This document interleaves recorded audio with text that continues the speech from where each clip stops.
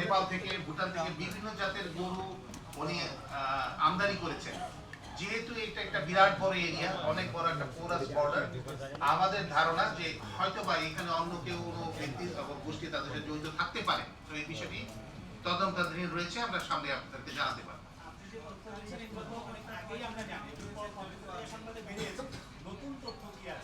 আমরা উনি যে মানি লন্ডারিং করেছেন এই বিষয়ে আমরা কিছু ব্যাংকিং অবৈধ লেনদেনের আমরা তথ্য পেয়েছি। আমরা তদন্তের সাথে ওই বিষয়গুলো আমাদেরকে একটু গোপন রাখতে হচ্ছে। যে ব্যাংকগুলোতে, আমরা কোনো ব্যাংকের নাম উল্লেখ করছি না, যে ব্যাংকগুলোতে ওনাদের অবৈধ লেনদেন পাওয়া গেছে এবং মানি লন্ডার হয়েছে, সেটা যে টাকাগুলোর উৎস এবং টাকাগুলোর পরবর্তী পর্যায়ে প্লেসমেন্ট এন্ড লেয়ারিং যেটা আমরা বলি, সেগুলা যেটা হয়েছে তাতে আমাদের কাছে প্রতীয়মান হয়েছে প্রাথমিক অনুসন্ধানে যে উনি মানি লন্ডারিং এর সাথে জড়িত। ভাই একটু বললে একটু দিতে পারবেন, সামনে একটু দিতে পারবেন। উনি প্রচুর সম্পদের মালিক হয়েছেন। তাছাড়া মোহাম্মদপুর এলাকায় উনি সরকারি খাল ভরাট করে সেখানে অবৈধভাবে ব্যবসা করেছেন। তাছাড়া ওনার নামে প্রচুর জমি, আমরা প্রাথমিক তদন্তে যেটা জানতে পেরেছি, প্রচুর স্থাবর সম্পত্তি পাওয়া গেছে। আরো বেশ কিছু সম্পদ আমরা খুব দ্রুতই, যেগুলো আমাদের হাতে এখনো এসে পৌঁছেনি, আমরা আপনাদেরকে এই তথ্যগুলো ভাই একটু হাতে দিয়ে দেন না। এখন প্রাথমিক অবস্থায় আমরা থাইল্যান্ড সহ বিভিন্ন দেশগুলোর কথা শুনছি, কিন্তু আমরা আগামীতে যখন তদন্ত হবে এই বিষয়ে সুস্পষ্ট ধারণা আপনাদের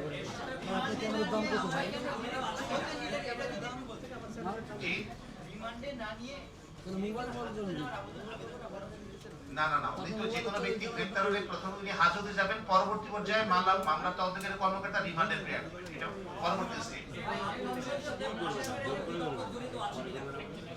জি,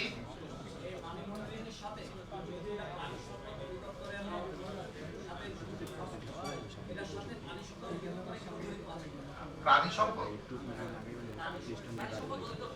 লাইভ স্টক, আমরা এই মুহূর্তে ওই বিষয়টাকে জানতে পারিনি, কিন্তু পরবর্তী পর্যায়ে এখানে অনেকগুলো বিষয় আছে যে উনি ব্রাহ্মা জাতের যে গরুগুলোকে অবৈধভাবে আমদানি করেছিলেন সেগুলো ঢাকা কাস্টমস হাউস কর্তৃক কিন্তু আটক করা হয়েছে এবং সেই আটককৃত গরুগুলোকে কৃত্রিম গো প্রজনন কেন্দ্র সাভারে রাখা হয়েছিল এবং পরবর্তী পর্যায়ে কৃত্রিম গো প্রজনন কেন্দ্র থেকে সিদ্ধান্ত দেওয়া হলো যে এই গরুগুলোকে আপনি জবাই করে আপনি সুলভ মূল্যে, ন্যায্য মূল্যে মানুষের মাঝখানে দিয়ে দেন বা বিক্রি করে দেন।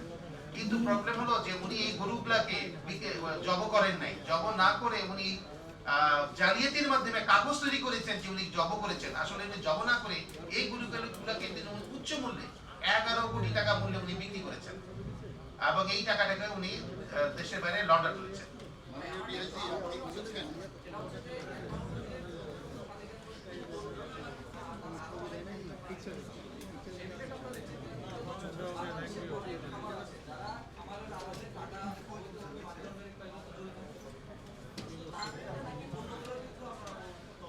অন্যান্য বিষয়গুলো আসছে, যেমন ওনার জালালাবাদ মেটাল লিমিটেড, এখানে এই ধরনের একটা প্রতিষ্ঠানের সন্ধান আমরা পেয়েছি।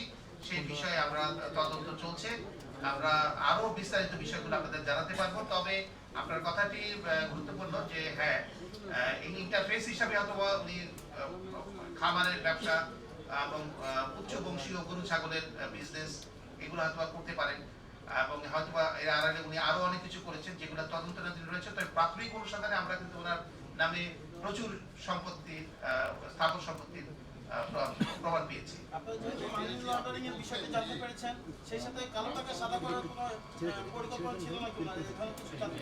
এই বিষয়টা এই মুহূর্তে মন্তব্য করা ঠিক হবে না, কারণ হচ্ছে তদন্ত চলছে।